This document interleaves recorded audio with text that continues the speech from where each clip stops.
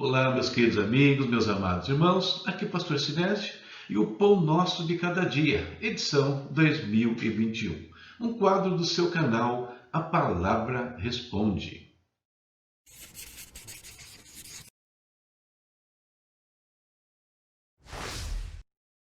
E aqui estão os nossos parceiros, aqueles que nos ajudam a manter este canal, a manter este ministério. VNC Studio, um parceiro aqui que pode te ajudar em tudo que se refere a imagens, vídeos, áudios, enfim, coisas que vão alavancar o seu negócio, o seu ministério e outras coisas. Mano Brownie, brownies deliciosos e variados. Experimente, você vai se apaixonar. E Ebenezer Contabilidade, uma empresa idônea que pode ajudar você e a sua empresa nas questões contábeis, nas questões legais. Os links estão na tela, né? Acesse e veja como nossos parceiros também podem te ajudar e muito. Olá, queridos, nossa leitura bíblica continua. Leitura bíblica em ordem cronológica. Já lemos até os capítulos 36, né, de Gênesis. Hoje lemos Gênesis capítulo 37 ao 39. Neles meditaremos hoje. E o tema que eu escolhi para falar com vocês hoje é uma conduta que vale a pena. Uma conduta que vale a pena. O texto, não estranhem, é um texto que não tem a ver com Gênesis. Eu peguei o profeta Malaquias e ele fala o seguinte no capítulo 3, versos 17 e 18. Vamos ler. No dia que eu agir, diz o Senhor dos Exércitos, eles serão o meu tesouro pessoal. Eu terei compaixão deles como um pai tem compaixão do filho que lhe obedece. Então vocês verão novamente a diferença entre o justo e o ímpio, entre os que servem a Deus e os que não o servem. Os capítulos de hoje, eles têm em comum que todos eles nos mostram conduta de várias pessoas. Vamos ver alguns exemplos. A conduta de Jacó, um pai que ao manifestar ali preferência por um filho, gera conflitos, né, entre os irmãos. A conduta dos irmãos de José, né, sem nenhum escrúpulo ali no tentar se livrar do seu irmão, primeiro querendo matá-lo e depois vendendo-o como escravo. A conduta dos filhos de Judá, do capítulo 38, perversa a ponto do texto dizer que foram mortos pelo próprio Deus. A conduta de Judá, o pai deles, né? Um comportamento imoral em alguns momentos e indevido em relação à sua nora Tamar. Depois, o comportamento da própria Tamar, que não receia fazer qualquer coisa para obter aquilo que ela queria. O comportamento da mulher de Potifar, que prejudica José por causa da sua sensualidade, né, da sua concupiscência. O comportamento de Potifar, que não discernindo o que está acontecendo na própria casa, acaba perdendo alguém que visivelmente abençoava tudo que ele tinha. E sobre tudo isso nós temos o comportamento de José, que desde o princípio demonstra ser uma pessoa, ter uma conduta diferenciada no contexto no qual ele vivia. E a pergunta, queridos, para nós aqui hoje é: vale a pena conservar uma conduta correta? Olhando para esse cenário todo, vamos refletir um pouquinho sobre isso. E o que chama atenção nesse contexto é que o único que tinha uma conduta diferenciada e exemplar, o único de quem se diz que temia o Senhor e que o Senhor era com ele é prejudicado duas vezes. Primeiro, pelos próprios irmãos que o vendem como escravos ismaelitas e por fim ele chega ao Egito. E depois, chegando lá, quando parecia que as coisas iam melhorar, a própria mulher de Potifar também o prejudica. Esse padrão, onde nós percebemos que, e parece, né, que o mal sempre prevalece sobre o bem, onde os ímpios prevalecem sobre os justos, se repete em muitos momentos das Escrituras. E não só nas Escrituras, na história comum, na história da igreja, é a mesma coisa. Parece que o mal sempre está prevalecendo. E se nós olhamos apenas para um ponto da história, para um ponto da vida de algumas pessoas, nós podemos até desanimar com tanta injustiça observada e até mesmo sofrida por nós em alguns instantes. Porém, quando nós olhamos para o desfecho da história, nós temos outra percepção completamente diferente. Os justos colhem o fruto das suas ações e sobre eles recaem as bênçãos celestiais, aqui e principalmente, como eu tenho falado, no mundo futuro. E foi por isso que eu escolhi o profeta Malaquias para embasar a nossa reflexão, porque é isso que ele está dizendo.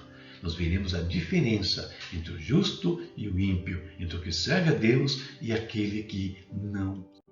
A má conduta, ela pode até render algumas moedas de prata, como foi o caso dos irmãos de José.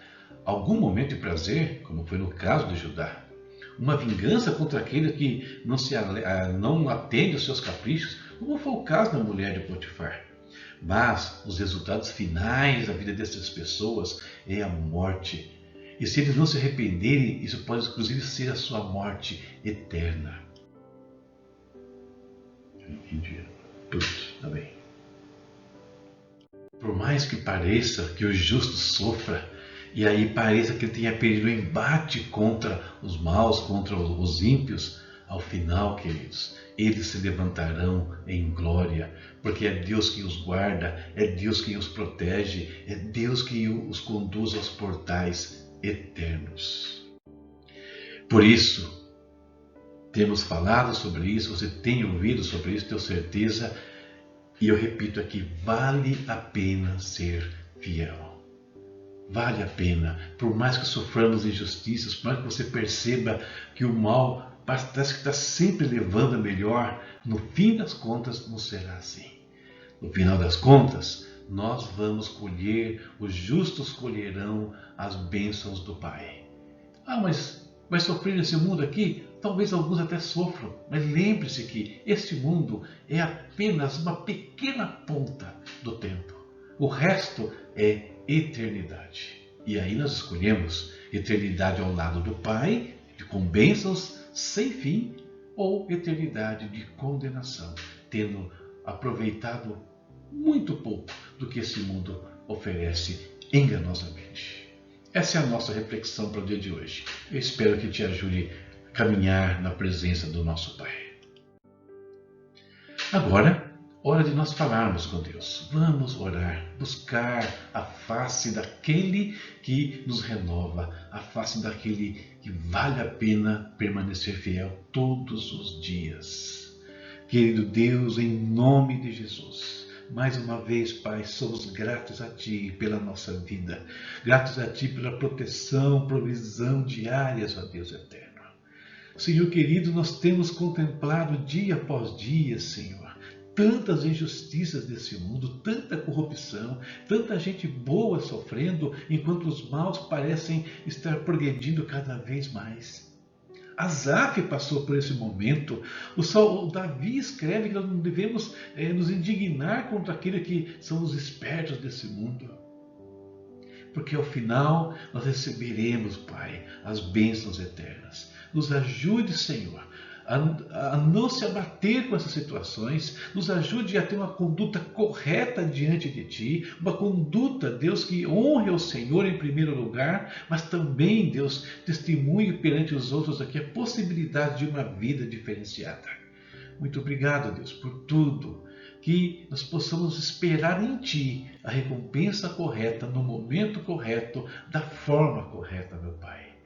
Livra-nos da inveja, Senhor. Livra-nos, Deus, dos prazeres deste mundo. Livra-nos, Deus, das manipulações, Pai. Que essas coisas não caiam no nosso coração, Pai. Nem para nos perturbar, nem para praticar, Senhor. Em nome de Jesus. Guarda a casa, a vida e a família de cada um dos Teus filhos neste dia. Mais uma vez eu te peço, traz a Tua bênção ali, Deus, de maneira material, espiritual, emocional, envolva a vida de cada um dos Teus filhos, em nome do Senhor Jesus. Amém. Mais uma reflexão, mais um dia passamos na presença do nosso Pai tão amado, tão precioso e que tanto tem feito por nós e que nos dá um legado eterno. Deus te abençoe e até a próxima, se Deus quiser. Tem uns recados aí, você sabe que tem. Não deixe de ver. Hoje eu vou apresentar mais um livro para vocês. Tchau, tchau. Próxima leitura, importante, Gênesis capítulos 40 ao 42, ok? Não deixe de fazer sua leitura e assim você vai participando aqui das nossas reflexões. Estes são os canais pelos quais você pode interagir conosco.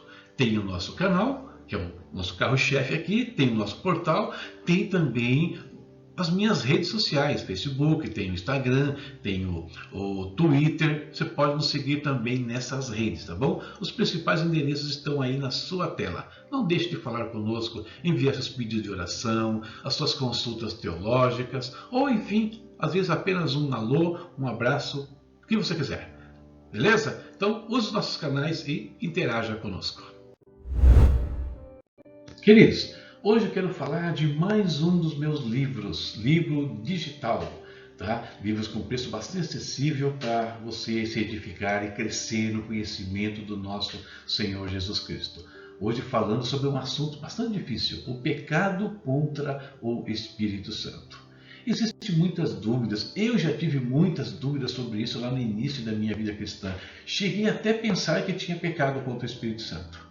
Mas ao longo do tempo fui adquirindo aí informações, conhecimento e cheguei a algumas conclusões sobre este tema, o pecado contra o Espírito Santo.